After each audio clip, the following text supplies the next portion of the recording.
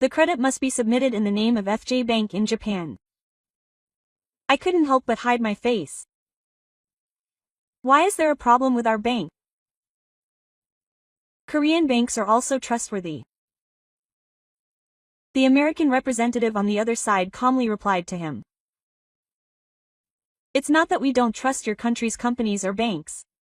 However, the level of guarantee is different. With FJ Bank in Mongwon, you can be sure that payments will be made. Business runs on trust. Hello. This is Li Jae-myung is a figure of influence in South Korea, and his political style has caused a lot of ripples. Despite being in the opposition party, he holds de facto dictatorship and has attracted attention both domestically and internationally under the banner of the half-Japanese government. However, behind this lies the reality of economic collapse, a lack of international credit, and a social structure in which even the people themselves cannot be trusted. This time, we will focus on the political achievements of Li Jae-myung, known as the half-Japanese thoroughbred, and the concept of international credit behind it, and delve into the fundamental problems facing South Korean society. What kind of problems are there? Please watch until the end. Li Jae-myung is a particularly influential figure among South Korean politicians. His political style has prioritized emotion over theory, and enthusiastic performances over calm debate. Although he belongs to the opposition party, he acts as if he is the de facto ruler, and now has a strong influence on the Korean mainstream. His influence was not surprising even after he was defeated by Yoon Suk-yeol in the 2022 presidential election. In August of that year, he won a rematch in the leadership election of the largest opposition party, the Democratic Party of Korea, with an overwhelming special vote share of over 85%, and established his absolute position in the party. As a result, an unusual situation was created in which he, despite being in the opposition, holds a leadership position that rivals that of the ruling party. When it comes to Jae-myung, the most important word is half a day. He belongs to the generation that was strongly indoctrinated with the history of colonial rule and the independence movement from the first half of the year, and he himself has used those memories and emotions politically. The Takeshima issue, the issue of treated water from the Fukushima nuclear power plant, and the issues of the Jungyang Imperial School and comfort women during the war. He always brought up these three themes as the axis of his criticism of Japan, and captured the hearts of the people with his emotional speeches. For example, his landing performance on Takeshima. He actually proposed a plan to land on Takeshima, and tried to demonstrate his patriotic presence even at the cost of ignoring diplomatic relations with IO. Regarding the Fukushima treated water issue, he garnered support by using words that stirred up anxiety about the threat to the public's health rather than relying on scientific evidence. This stance was strongly supported by some citizens, and there were many voices on social media praising Lee-jung as our true representative. However, these were merely part of the Ministry of Politics. In reality, Lee-jung is surrounded by a number of suspicions. There have been scandals that have caused a stir in the media, such as the scandal over food allegations during his time as Mayor Nam, the illegal donations related to election funds, and the leak of abusive tapes by his relatives. In order to divert the public's attention from these suspicions, he has chosen to create enemies outside. This strategy was temporarily successful. At a time when the ruling party's administration was failing to achieve success in the areas of economic measures and diplomacy, and public dissatisfaction was growing, Lee-jung attacked the administration as being unconventional and positioned himself as the representative of true Koreans. He also criticized the Japan-South Korea summit as treasonous and manipulated public opinion with emotionally charged words. From an overseas perspective, Jung's words and actions appear extremely dangerous. The international community in particular tends to dislike emotional diplomacy and petty political performances. In fact, when he repeatedly made radical remarks about Takeshima, several Western media outlets reported on him as a dangerous figure who would increase regional tensions. Nevertheless, his support remains strong within South Korea. This is because the anti-Japanese sentiment he advocates is the only justice that some voters can believe in. As long as the feeling of not wanting to lose to Japan prevails, no matter how difficult the economy becomes or how stagnant politics become, politicians like Jung will continue to gather support, but the price they pay has been too high. The South Korean economy has been in a serious slump since 2023. Shipments have skyrocketed, the labor force participation rate has deteriorated, small and medium-sized enterprises have gone bankrupt, and the lives of ordinary people have become even more difficult. Furthermore, the worsening relationship with noise has led to delays in the import of parts and materials, dealing a major blow to the machinery industry, particularly manufacturing. Despite this, Lee General shows no sign of easing his stance. On the contrary, he claims that this is Japan's economic retaliation and that they are interfering with our independent economy, and continues to push the responsibility onto others. He may indeed be a genius when it comes to diverting the public's attention from the essence of the problem. On the other hand, those who are realistic about Japan-South Korea relations are beginning to think that it is time to take a strong stance and cut ties. Japan has also begun to take a stance that deliberately distances itself from South Korea while maintaining an economic distance. It has become increasingly clear that Japan will not help South Korea even if it is in trouble, but Lee General tells the public that this is the cold-hearted Japanese headquarters and insists that we must become independent. There is certainly power in his words, but there is almost no perspective of responsibility there. What will happen to South Korea in the future? How will the existence of Lee General affect its future? Perhaps we will finally be able to see this when we go beyond the feelings of Lee General and reconsider what a truly trustworthy country is. So why has Lee General gained so much support? When explaining the reason, it is essential to mention the deeply rooted victim mentality and illusion of justice in South Korea. Jae-myung appealed to Takumi there. They continue to appear on the political stage using the story that we were a people who were once invaded and are still threatened by Japan. In particular, regarding the historical issues of Takeshima and the Fukushima treated water, emotional staging was the dominant force rather than calm discussion. They repeatedly used the news and social media to say that Japan had no remorse for landing on Takeshima and calling the treated water Kakuo Sui, and that Japan had not shown any remorse, and they drew out the anger of the people. As a result, Jae-myung became a hero among some of the people as a champion of justice. These movements resonated particularly with the younger generation and the social media generation. Videos supporting the No Japan movement spread on TikTok and YouTube, and political viewpoints began to be consumed as fashion and culture. Don't buy Japanese products, don't travel to Japan, wear see-through half-day badges. These movements gained great popularity for a time, but behind the scenes, the economy was quietly but surely collapsing. Prices rose sharply, and food and daily necessities in particular had a direct impact on the lives of ordinary people. The price of a single carton of eggs doubled, and the price of set meals at cafeterias went up every day.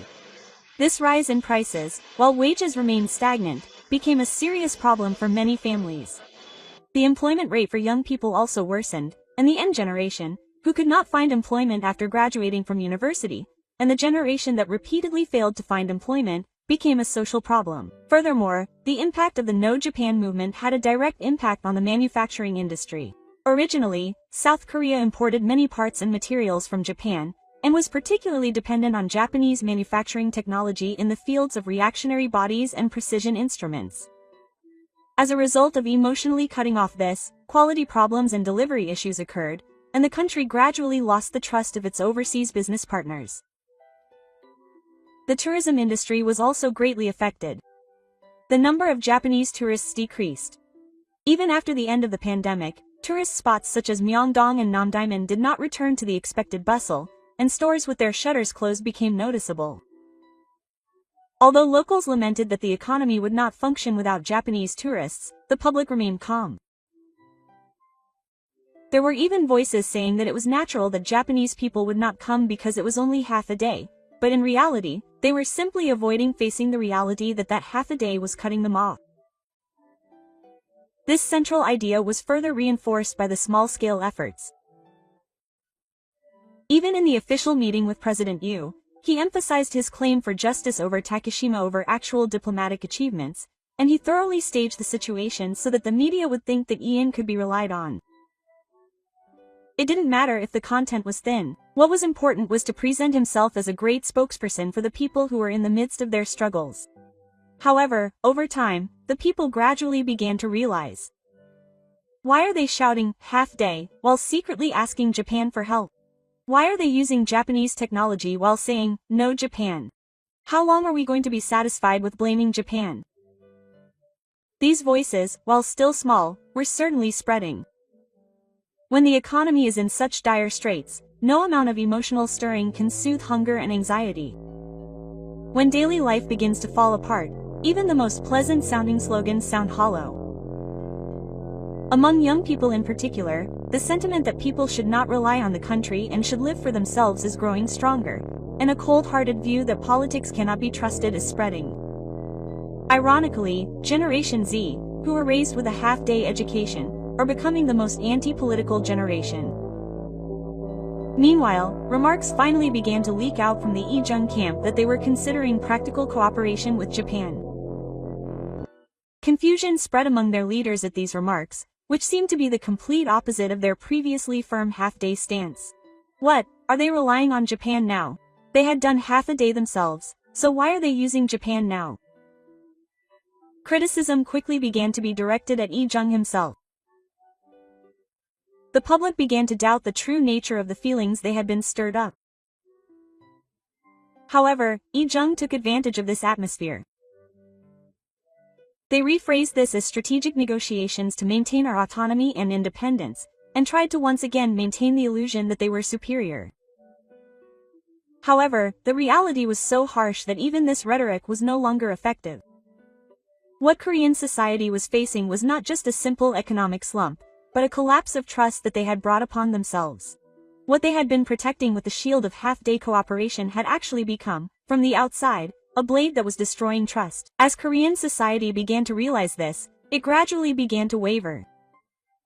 As the South Korean economy grew increasingly serious, a fundamental problem that was not easily visible to the public was quietly emerging.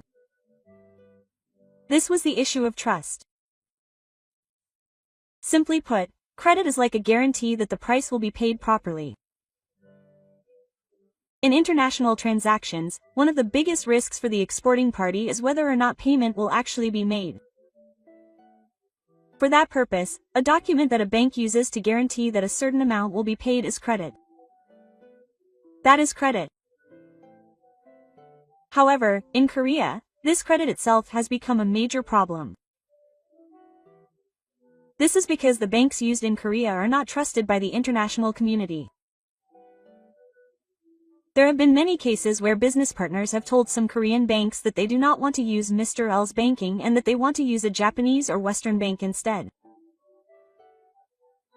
The reason for this is simple.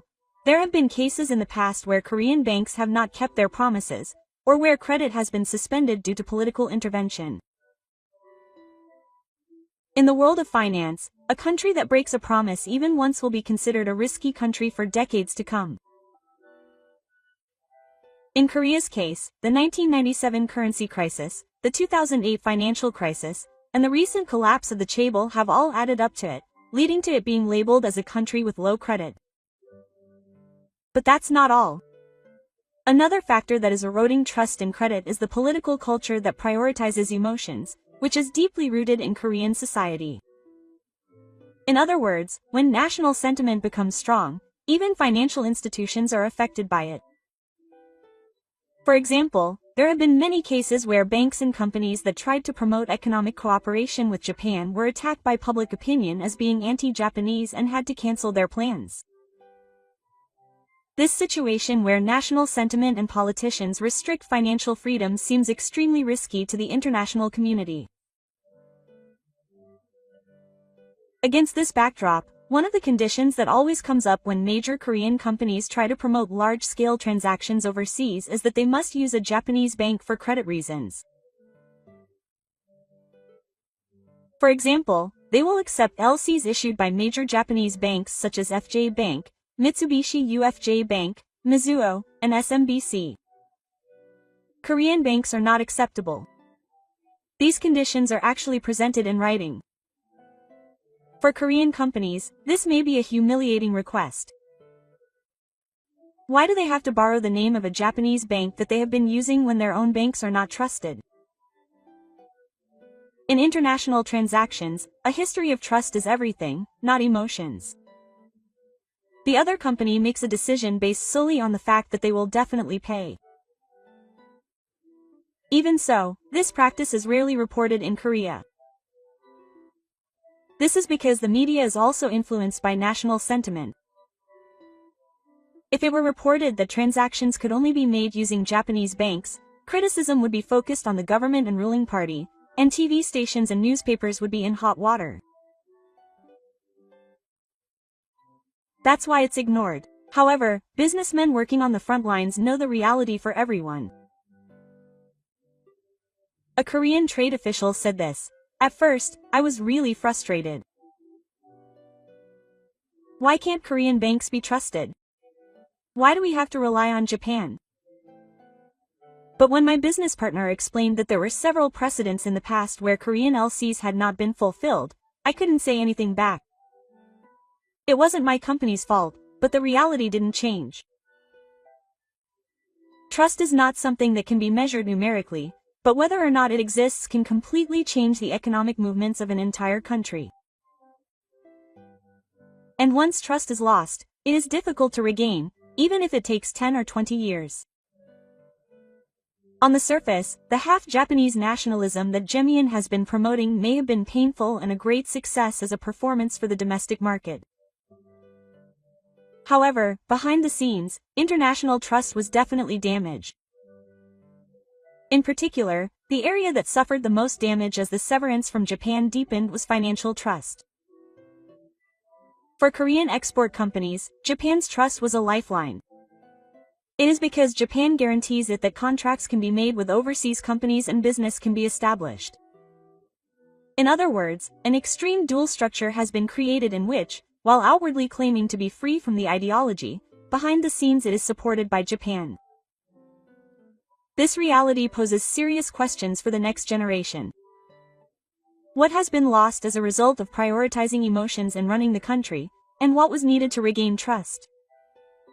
Unless this is understood, South Korea will continue to be left behind in the international community as a country without trust. South Korea's international trust problems are not caused solely by bank ratings or politicians' statements. At the root of it all is a structure that is deeply ingrained in society as a whole, making it difficult to trust. In other words, the biggest risk is the cultural insecurity of the trust that the South Korean nation has. The first thing to note is the high incidence of fraud. South Korea has one of the highest incidences of fraud among OECD member countries, and the number of victims and the amount of money lost are increasing year by year. It is a society in which everyone lives with the assumption that they will be deceived by someone, from romance scams, investment scams, health insurance scams, and even financial troubles involving family members. In a survey conducted in South Korea, only around 20% of respondents answered yes to the question, "Do you trust others?" This is extremely low compared to the figure of over 70% in Japan and Scandinavian countries, indicating that there is a society in which even temporary workers cannot be trusted. This culture of mutual distrust also casts a strong shadow over the business world. While Korean companies tend to place great importance on contracts, it has been pointed out that they do not feel much guilt about breaking contracts. There are cases where contract terms are unilaterally changed on the grounds that conditions have changed and that this is the decision of higher-ups, and this has caused trouble with overseas companies. For example, in a large-scale project ordered by a Middle Eastern energy company from a Korean construction company, the Korean side tried to change the contract terms midway through and lost trust, and the contract was ultimately terminated. He said, "I will never do business with a Korean company again. They seem to do business with the attitude that as long as things are good for the moment, that's all that matters." Trust is realized through the accumulation of past actions. No matter how much you tell people to trust you, if you actually betray them repeatedly, eventually no one will listen. Another serious problem is the social nature of politics and emotions that easily mix. For example, if a company considers working with a Japanese company, it immediately becomes a hot topic online, with people calling it a new Japanese company and calling it a traitor. Companies that are afraid of this will adopt a fixed pattern. There are countless examples of this. In other words, we have become a society where public pressure takes precedence over business judgment. As long as this structure continues, companies that try to build long-term trust will suffer losses. It is wiser to make short-term profits and get away with it. There is a widespread feeling that it is more profitable to cheat if you can. And this feeling is reinforced by the attitude of the media. South Korea's major media outlets tend to report politically biased news, and when it comes to relations with Japan and trust issues, they tend to only convey information that is convenient for the public. Headlines often include phrases such as, "Japan has relied on us," and "South Korea has become stronger," while there is almost no mention of actual transaction structures or trust issues. Education is no exception. Half-day education is still ongoing in some schools, and while negative historical perceptions toward Japan are instilled, civic education about what trust is and the importance of keeping promises is very weak. Children learn how to make enemies and escape, but they grow up without knowing how to build trust with others. By the time young people who have been raised in this way enter society and start businesses, they will understand that it is okay to break promises. They unquestioningly hold the value that lying is acceptable for the sake of the country. This is also what makes it difficult to build trust with countries like Japan, where the culture of keeping promises has developed. Korean society also has a culture of keeping a perfect facade without showing what's inside, and from the outside, it appears to be lined with modern and clean cities and businesses. However, inside, it is rife with broken relationships, breaches of contract, and concealment of information. This gap leads to the perception that it is untrustworthy from overseas. And the world of politics is the best example of this cultural trust deficit. The fact that politicians like Lee Jae-myung, who spend half their days performing and turning a blind eye to economic and international relations issues, are gathering support shows that society as a whole has become distant from the concept of trust. Politicians should be there to reassure the people. However, in today's South Korea, there is an overly strong tendency to gain support by inciting anger and hatred. As a result, the people have also become accustomed to a world where emotions prevail over trust. If things continue like this, no matter how much the economy recovers or how well the hardware is in place, South Korea will continue to be shunned by the world as a country without trust. And this will have a negative impact not only on diplomacy but also on corporate activities, tourism, and cultural dissemination in all aspects. Ji-hoo, a Korean businessman in the high-rise district of New York, was a manager at a major American general trading company.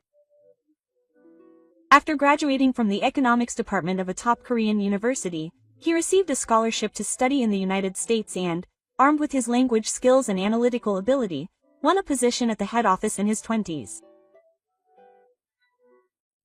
He was truly the hope of Korea. Ji-hoo was confident in himself. At the same time, he looked down on Japan somewhere. This was because the values that were naturally ingrained in him believed that Japan was the perpetrator in the past and that we were the victims were undoubtedly correct. As a student, he even made bold statements in front of his professors. Korea had already surpassed Japan economically and culturally. All that remained was the recognition of the international community. Then one day, he received an offer for a big project. It was to coordinate transportation connecting Southeast Asia and North America. He was entrusted with acting as the liaison between the Korean headquarters and the participating manufacturers. The manufacturer was one of Korea's leading major companies. The project was progressing smoothly. He felt a sense of pride. He felt that he had the role of connecting Korea's proud companies with America. However, just before the final contract, an unexpected clause appeared on the contract.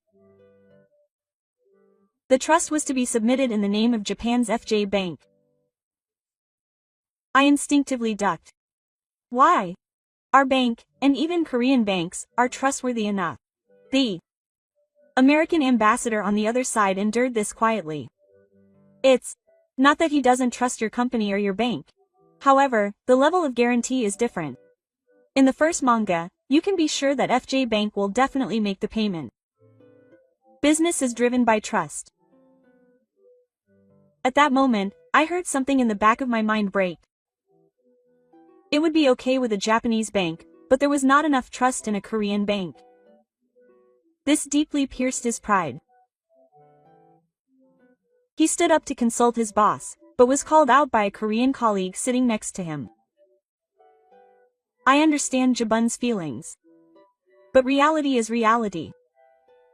It is a fact that Japanese banks have built up trust on a global scale. Even if something happens here, the contract will not change. Rather, they are watching to see if you can handle the Cold War. Fu was speechless. That night he remained alone in the conference room of his office. As he gazed out at the view of the Matenro spreading out beyond the window in the dark room, various words crossed his mind. Didn't they say Japan was already an old country? Wasn't Korea supposed to be trusted?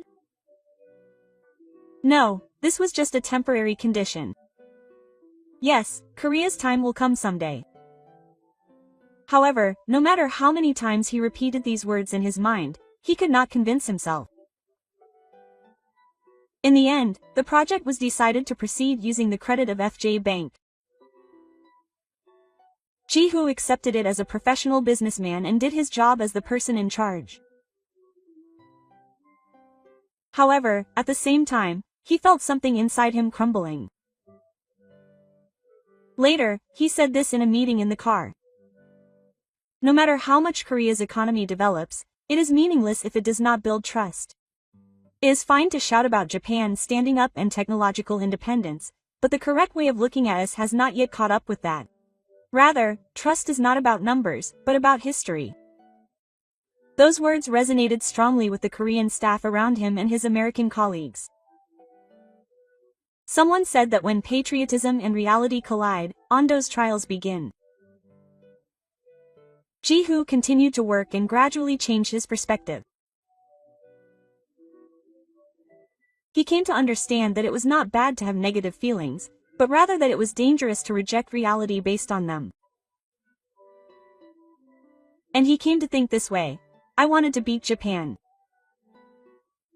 But what is truly important is to become a person who is trusted more than anyone else. Lee Jae-myung, a figure who has garnered support and turned a blind eye to reality under the banner of justice with these words, was a symbol of South Korean politics. However, a country cannot be run on emotion. Diplomacy, the economy, and society are ultimately based on trust. South Korea is now losing that trust. In the political arena, all that happens is a performance that is like an award, and the people have become accustomed to it. The treated water that is shown after landing on Takeshima is called grade protection diving water. Japan has not reflected on its actions. It is easy to get applause by using such words. But that is only domestic talk. The international community is calm. This performance was perceived as a lack of diplomatic ability, and trust in South Korea has further declined. South Korea, which was not invited to the G7, has been criticized for its comments at the UN, and is increasingly isolated in Asia, is seen as a country that has destroyed its own credibility. Its economy is also in a slump, with South Korea's yen continuing to fall against major currencies by 2025, and its reserves are gradually decreasing. The central bank has neither raised interest rates nor implemented easing measures. The government has announced a series of countermeasure packages, but the effects of each have been limited. And it is struggling with credit problems for international transactions. It cannot sign contracts without borrowing the name of a Japanese bank. This has already become a standard condition for many companies. Nevertheless, its public politics continue to take a strong stance, pushing forward with the escape route. Lee Jung's repeated statements about protecting the independent economy now sound like empty words to businessmen struggling on the ground. Some politicians and business executives have tried to re-engage with Japan over the surface. However, Japan's response has been clear. We act based on trust, not emotion. It is not easy to forget a betrayal of trust. Japan has quietly indicated that it will keep its distance if South Korea does not change, and has maintained its stance of not offering any special support. The silent absence of Japan, which had supported South Korea's economic power many times in the past, weighed more heavily on South Korean society than anyone could have imagined. And in 2025, a report by a certain think tank became a topic of discussion in the National Assembly. South Korea currently maintains a certain level of economic and technological power, but it structurally lacks international credibility. In particular, as long as the connection between politics and emotions is strong, it will be impossible to restore trust. This one moment shocked the National Assembly and the media. Even among some citizens who had believed in justice without a doubt until then, some began to wonder if things could continue as they were. And, the group that supported the spell was not the origin. Don't bow to Japan. Voices calling for the preservation of autonomy and independence filled the internet, and realistic discussions were drowned out by the wave of emotion, and this pattern continues to this day. However, little by little, signs of change have begun to appear among the younger generation. Why can't we gain trust? How can we build trust? How can we face a world where we are judged by our actions and results, not our emotions? Koreans like myself who learned the reality overseas are asking these questions after returning home and are beginning to choose to honestly build trust, albeit in small numbers. And this kind of change may be the most important asset for Korea.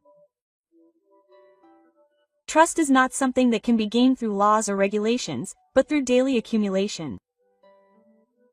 Once lost, it takes years or decades to regain. Unless we understand the weight of this, no matter how many economic policies we introduce or how many new technologies we develop, we will not be able to regain trust as a country. Korea is now at a crossroads. The future will be completely different depending on whether we continue to rely on emotions and seek short-term guidance, or whether we face up to past mistakes and begin the long journey of honestly rebuilding trust. What did you think? Trust is a valuable asset that can only be gained through time and accumulation of sincerity. The politics that prioritize emotions, as Zemian discovered, have greatly damaged Korea's international trust. What Korea is being asked to do now is not who to blame, but how to regain trust. The future will change greatly depending on the choices we make. Please let me know your thoughts and opinions in the comments. Thank you for watching until the end. See you in the next video. The half-day banner raised by a man named Lee Jae-min brought temporary enthusiasm to South Korea. However, shouldn't we once again look at the fact that the trust in domestic society, relations with Japan, and the future of young people have been sacrificed as a result of that enthusiasm? Hello. This is Lee Jae-min, who was inaugurated as the President of South Korea. Even before he took office, he had been attracting attention from around the world for various issues. Now that he has become president, attention is focused on what policies he will implement, and the criticism of Japan that he made before taking office is now attracting attention. Will Lee Jae-min, now that he has become president, promote a half-day policy and deepen the rift and conflict? Please watch until the end. Lee Jae-myung, President of South Korea. What impression do you have when you hear this name? He appeared as a representative of the common people and acted as a great advocate for the poor, but he has also caused numerous controversies with his radical remarks and aggressive attitude. It is no exaggeration to say that his greatest characteristic is his political style that uses half-days as a weapon. Mr. JMI has strong support from a certain group of people, mainly young people. One reason for this is that he has an image of being a person who speaks his mind, different from existing politicians. Past presidents often took an ambiguous stance, and were ultimately viewed coldly as allies of the conglomerates and vested interests. However, Mr. Lee was different. The more extreme he was, the more applause he got. He made enemies, insulted them, and stirred up emotions. He staged politics as if it were entertainment. His remarks on the half-day show in particular are symbolic of this. For example, scenes where he declared that the comfort women issue would never be forgiven, or even shouted that Japan should take action, were widely disseminated through the news and social media. Each time, his supporters sent a storm of anger, and he became popular online as a great advocate of justice. But is that really justice? Mr. Lee began to attract attention in the political sphere during the debate over welfare policies when he was mayor of Jeonnan. There, he established an image as an ally of the common people. And when he emerged as a presidential candidate, he chose a strategy of concentrating the public's dissatisfaction and anger on the single point of the half-day show. Even if the economy is struggling and the youth employment rate is worsening, he says it's the fault of the other side. Rather than facing reality, he shifts the blame to the past. Lee-san's tone is always assertive and sounds good. Don't give in to Japan. If you want to apologize, cut off your ties. These words are certainly a form of karmic support that temporarily relieves the stress of the people.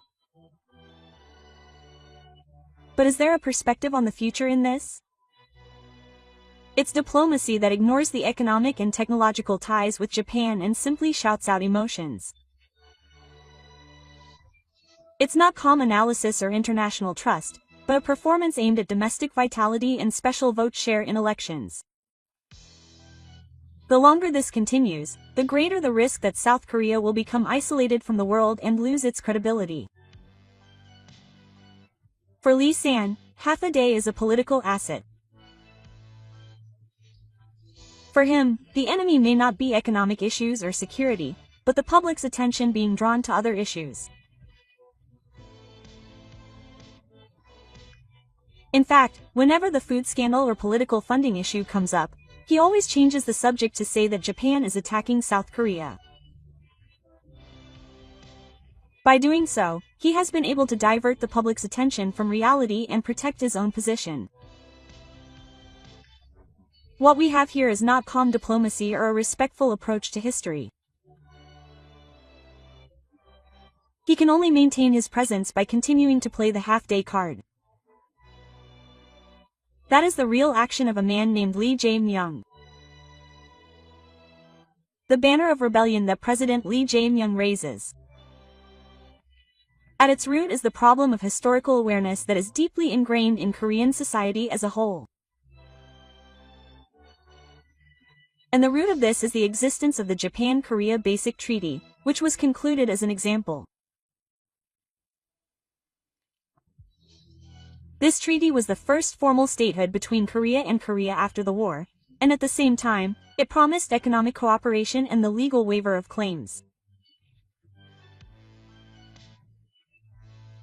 At that time, Japan provided economic assistance totaling $800 million, far exceeding Korea's GDP at the time, and this became the foundation for the rapid economic development that was later called the Korean Miracle. However, this fact is not well known in Korea. Rather, in the educational field, the message that Japan has not apologized or paid compensation has been emphasized more than this background. Why is that? It is because the Korean government itself has not sufficiently explained the contents of this treaty to the people for many years, and it is politically convenient to maintain the position of a victim nation.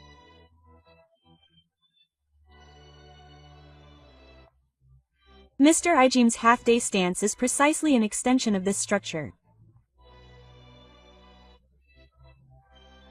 He repeatedly says that Japan has not taken responsibility for the war, but in reality, both countries agreed that the issue was completely and finally resolved in the Japan-ROK Basic Treaty. Despite this, he continues to ignore the Jungyang school issue and the comfort women issue, and tries to gain domestic support by making claims that go beyond the scope of the treaty. From the perspective of the international community, this attitude is 20,000 times worse. On the one hand, they call themselves an advanced country, but on the other hand, they try to break international commitments. This contradiction has become increasingly apparent in recent years. Furthermore, in Korean educational settings, history textbooks have repeatedly portrayed Japan as an aggressor. However, the facts that Japan guaranteed under the treaty and the history of how infrastructure was developed with the funds from that treaty tend to be omitted. In other words, education has continued based on emotions, such as how people feel and what will happen, rather than an objective historical understanding of what really happened. In a sense, it is only natural that young people who have grown up in this environment would support an anti-Japanese leader like李在明. If the history of time had only been told one way, it may have been understandable to feel anger and hatred toward Japan. However, we must start over here. Can a society that prioritizes emotions over facts really move forward into the future?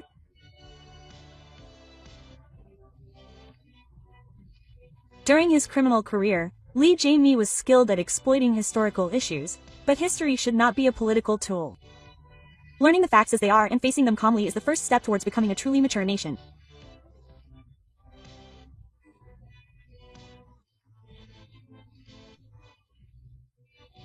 The reality is that the current cycle of conflict has emerged as a result of continuing to ignore the starting point of the treaty on basic relations between the Republic of Korea and Japan, and that South Korea itself is becoming less trusted by the international community. It is time for us to take a hard look at this structure. Are you familiar with the miracle of Ha?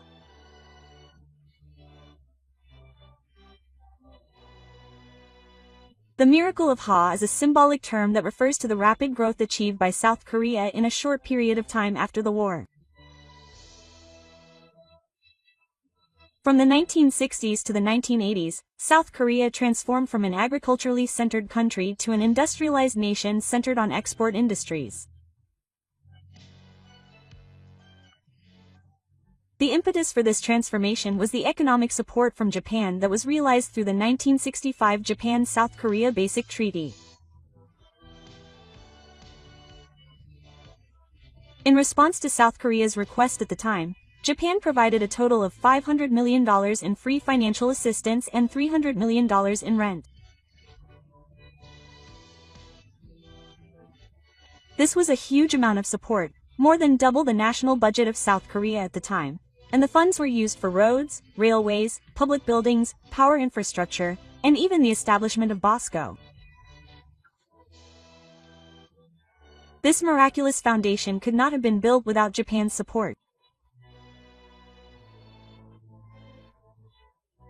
However, in 2018, the Supreme Court of South Korea made a historic betrayal by issuing a ruling on the so-called forced labor schools, ordering Japanese companies to pay compensation. This was in direct contradiction to the claims that were considered to have been completely and finally resolved by the Japan-South Korea Treaty. In other words, it was a case of the South Korean judiciary overturning the agreement reached by state officials. Naturally, the Japanese government strongly objected to this situation, which would normally be unthinkable in the international community. Nevertheless, the South Korean government, especially politicians such as the opinion leaders, argued that Japan had not produced anything in the past and that there was no genuine apology, and they once again used the historical issue as a diplomatic card. Many people in South Korea saw this ruling as a historic victory, and the media also reported it intentionally. However, from a calm perspective, this greatly damaged the country's credibility. This is because overturning an international treaty that has already been concluded is a cause for loss of trust in any country. It becomes difficult to build cooperative relations with any country that reneges on its promises. Despite this, the South Korean government and Mr. Ijimi continued to argue as if Japan was unilaterally at fault. The reason for this is obvious. The treaty is a very convenient political tool for domestic use.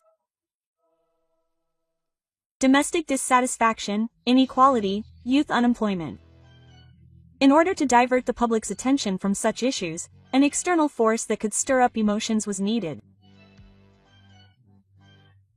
And Japan was the easiest target to use. What has been forgotten in the midst of this superemployment problem is the fact that South Korea once gained a foothold in development through Japanese support. While boasting about the South Korean miracle, they do not acknowledge the support that was the origin of it, and instead continue to deny it. Could this be considered a blasphemy against history? What was even more problematic was that Japanese companies began considering withdrawing from the South Korean market one after another due to this ruling.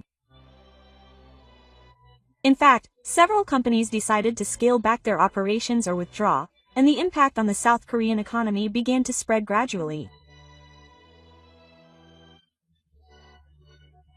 Instead of respecting the treaty and building a forward-looking relationship, they clung to the past and damaged their own credibility. That was the essence of the betrayal of 2018, and the following year, the Japan-South Korea relationship would experience even greater upheaval. Japan's tightening of export controls. From here on, the semi-autonomous region of Hyunmyeong-do entered a new phase in which the shadow would be cast over the national economy. In July 2019, the Japanese government announced measures to strengthen export controls to South Korea. Specifically, individual permits would be required for exports to South Korea of 3 items: hydrogen, resist, and fluorine, which are essential for the manufacture of sensors and displays. This caused a strong backlash in South Korea, and the media, including Mr. Lee, increasingly criticized it as economic retaliation by Japan. However, this measure by Japan was not a matter of convenience, but rather a review of export controls based on security reasons. Due to the lack of transparency in the South Korean government's management system for strategic materials, Japan excluded South Korea from its white list and countries eligible for preferential treatment. However, this explanation was hardly reported in South Korea, and the perception that Japan had begun imposing economic sanctions because it was angry about the forced labor ruling took on a life of its own. As it turned out, it was oppositional politicians like Mr. Lee who were leading the charge. Here, an important issue becomes clear. The reality is that major South Korean companies were heavily dependent on raw materials and manufacturing equipment from IO. For example, industrial companies such as Samsung and SK Hynix imported standard materials such as hydrogen from IO. Its system and stable supply surpassed the military even on a global scale, and it has been said that it is impossible to replace it domestically in South Korea. Despite this, the government declared that it would compete by shifting to domestic production. Mr. Jae-min also spoke out that it was time to shift to an economy that did not rely on Japan. However, the reality was harsh. It would take many years and a huge investment to domestically produce standard materials. It would also take time to train engineers.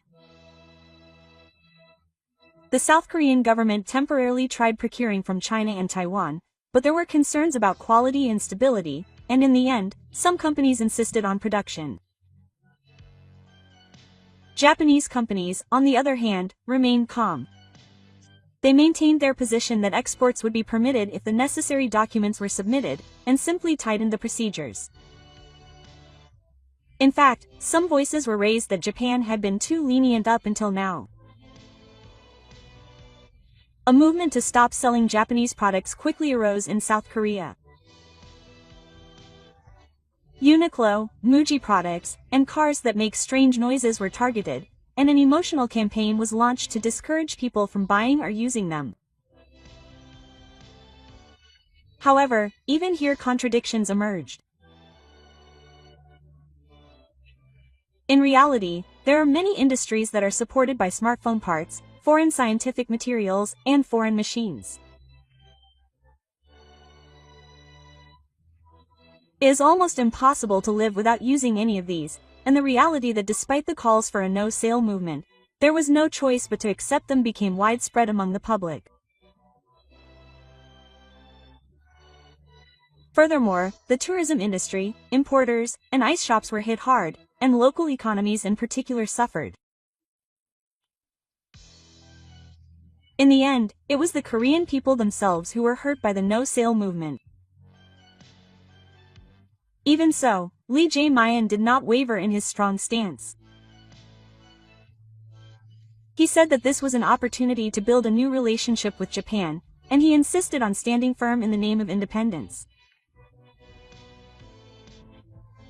However, some calm citizens gradually began to raise questions. Why are they getting so emotional and doing things that would cause trouble for companies? In the first place, they should have decided that it was strange. Even if they were popular in Japan, hasn't the country made any progress? These questions gradually spread, especially among the younger generation. Lee Jae-myung's half-day card was no longer as effective as it once was. The public was growing weary. They were beginning to notice the gap between their real lives and the words of politicians. The sentiment of nationalism is deeply rooted in Korean society. It is not only the result of past historical events, but also of the mindset that has been repeatedly instilled in them through education and the media. Many Koreans have been taught since childhood that Japan has not apologized and that they are victims.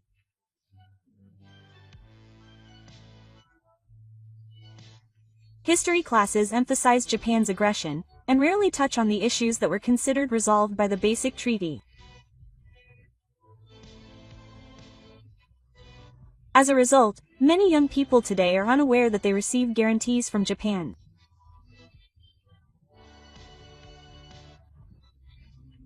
This knowledge gap has been extremely convenient for politicians like President Lee Jae-myung.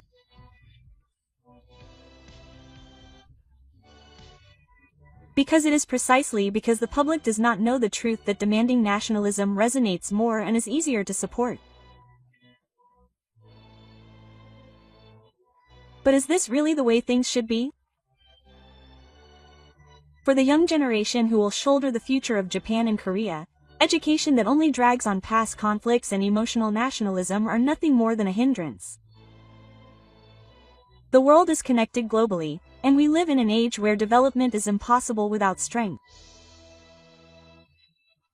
In such circumstances, being seen as a country that cannot speak properly with its neighbors would greatly damage Korea's national interests. Cooperation between countries is essential, especially in the fields of technology and the economy. Japan still has a strong influence in advanced materials and manufacturing equipment intellectual property, and the competitiveness of Korean companies is largely dependent on this. Ignoring this and calling for independence is the same as turning a blind eye to reality. Half-day education may have been necessary to pass on the suffering of the past. However, if it has become a political tool and transformed into a mechanism that breeds hatred, then it is no longer education but preemptive action. Isn't it time for Korea to cast a spell?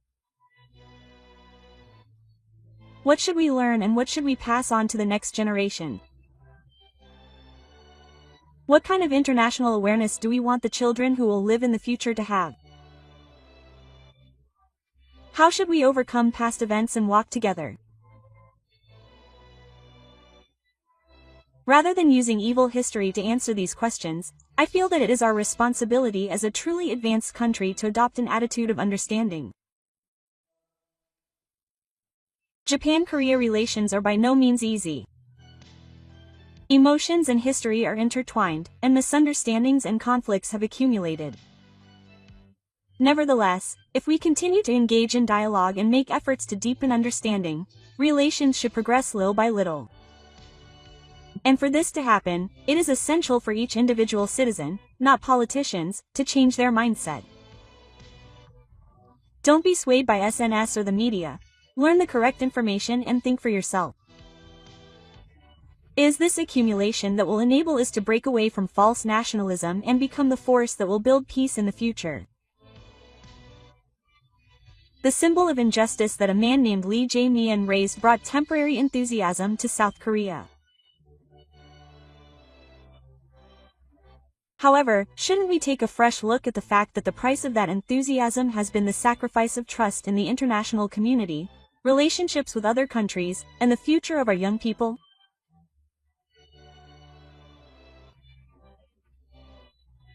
What is truly needed is not shouting or making enemies, but rather knowing, learning, and respecting one another.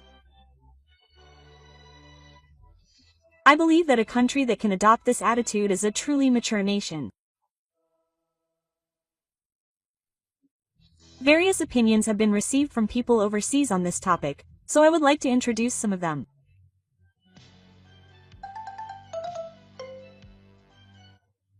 李在明suddenly moved closer to Japan after becoming president, so it must be just a performance. If his approval rating drops because of that, he will criticize Japan. He is no different from previous presidents anyway. I thought that Japan and South Korea had an inseparable relationship, but that is only true for South Korea.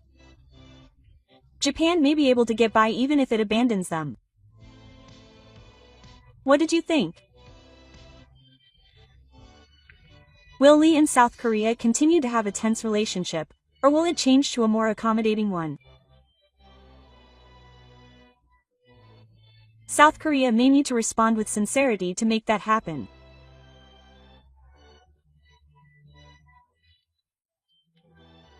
Please let me know your thoughts and opinions in the comments.